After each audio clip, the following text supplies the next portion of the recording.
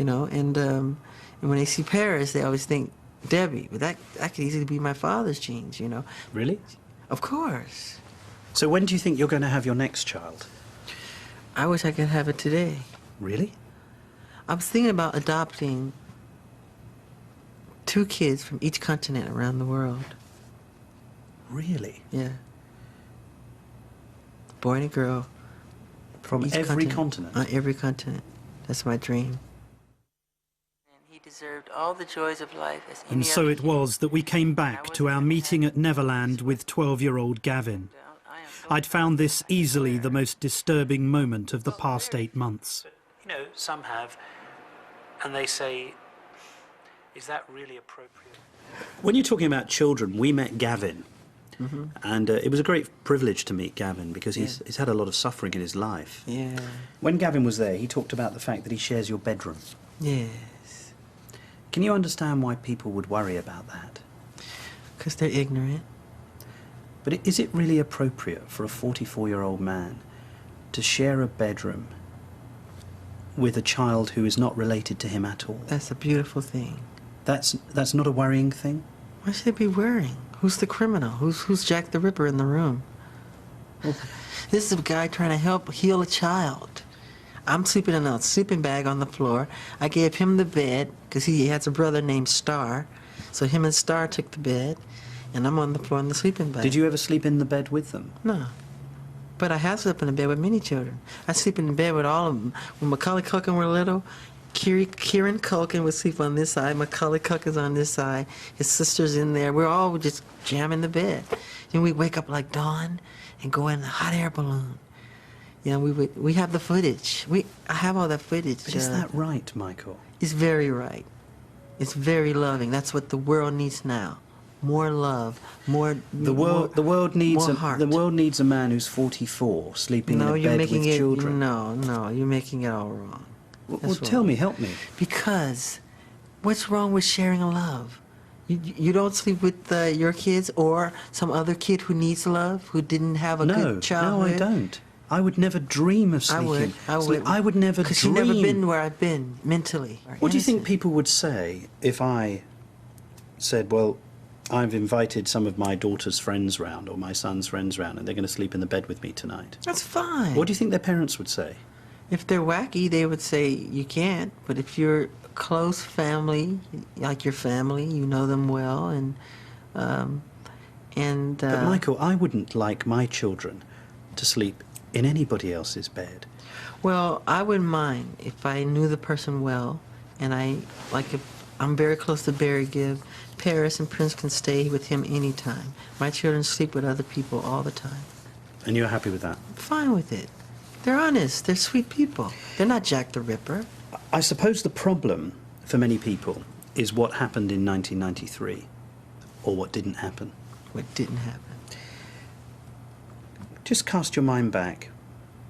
What was that like when you first heard the allegations that were being made against you? It was shocking, and I'm not allowed to talk about this by way of law. So, But how did you feel about what was being said? I'm not asking you to talk about what was said. I was shocked because God knows in my heart how much I adore children. But isn't that precisely the problem, that when you actually invite children into your bed, you never know what's going to happen? But when you say bed, you're thinking sexual. They make that sexual. It's not sexual. But we're going to sleep. I tuck them in. I put a little music on, and do a little storytelling. I read a book. It's very sweet. Put the fireplace on. We give them hot milk. You know, we have little cookies. It's very charming, very sweet. Sure. It's what the whole world should do. The reason that's been given for why you didn't go to jail was because you reached a financial settlement with the family. Yeah. I don't want to do a long, drawn-out thing on TV like OJ and all that stupid stuff. You know, it wouldn't look right. I just said, look, get this over with. I want to go on with my life. It's just ridiculous. I've had enough. Go. I questioned him much further, but the confidentiality agreement he signed means we cannot show that part of the interview. My questions had upset him deeply. People don't even eat with their fathers anymore, or their mothers. The family bond has been broken. It's an outcry for attention why kids are going to school with guns. They want love. They want to be touched. They want to be held. But they're busy off on their day job, and and they leave them at home on the computer, and they're just doing all kind of crazy stuff, and that's destroying our world. We need to bond again. That's very important, Martin. Why does it mean so much to you? I'm just very sensitive to their pain, and I'm very sensitive to the family, the human condition, on that subject. It means a lot to me, and I want to help, do whatever I can to help that, And it's, like I said before, and I'll say it a million times, I'm not afraid to say it. If there were no children on this earth, if somebody announced all kids are dead, I would jump off the balcony immediately. I'm done. I'm done.